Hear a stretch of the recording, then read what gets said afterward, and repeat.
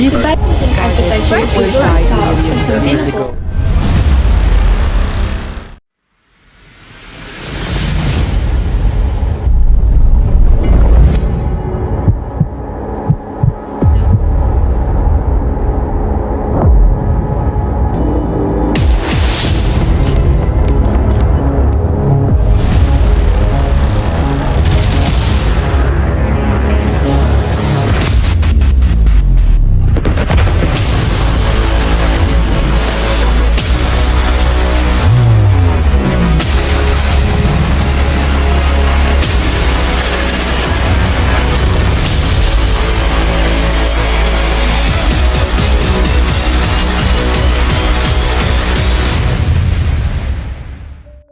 This phase started 2.5 million years ago and ended on 1200 BC, where early humans utilized rocks as materials and hunted for living. And this is our first touchdown, the prehistoric architecture.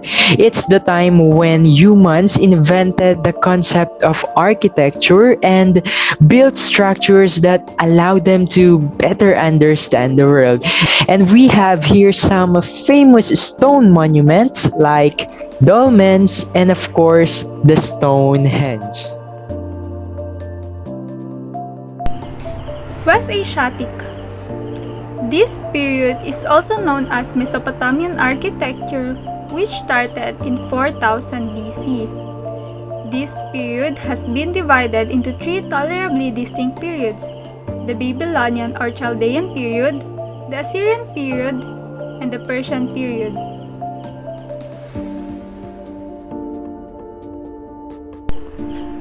Ancient Egypt.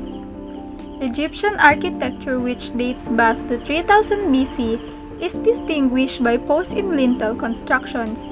Some of the well-known structures from this period are the Great Pyramid of Giza, Abu Simbel temples, Luxor temples, and the Pyramid of Sneferu.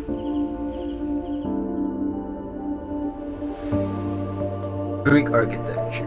From places to religious centers, early Greek builders created impressive stone statements of power and wealth. Greek architects used proportion and style of columnar orders, often in fine marble, to create stately, rhythmic buildings. The different columnar orders, Doric, Ionic, and Corinthian, form the basic units of much Greek architecture.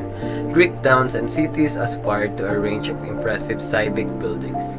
The people of the Greek town built places for entertainment as well as religion and politics.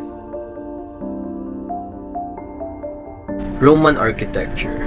Roman architects borrowed the columnar orders of the Greeks, but adapted them to their own aesthetic ends, devising new forms like the Tuscan and composite orders. Purpose-built stadiums for gladiatorial combat and chariot racing show how emperors cultivated the popularity of the games in Rome. The Forum was the center of the Roman city, housing many of its chief temples and civic buildings. So the term early Christian architecture refers to the architecture of the early Christian churches of the Roman era during the 1st century to the 3rd, or after the death of Jesus, because Christian became a secret society. In the late 2nd century, Roman began accepting their beliefs, and this is when basilicas and churches were built for Christian worship. And some famous architectures include Church of Our Lady of Zion and Giovanni in Laterano. The Byzantine architecture is the building style of Constantinople or today's Istanbul. Its defining characteristic is the height and dome. Much of what we call Byzantine architecture today is ecclesiastical, meaning church-related. The largest, most important, and still most famous Byzantine church is the Hagia Sophia of Constantinople. Another example of this architecture is a statue depicted on the Tabula Peutingeriana.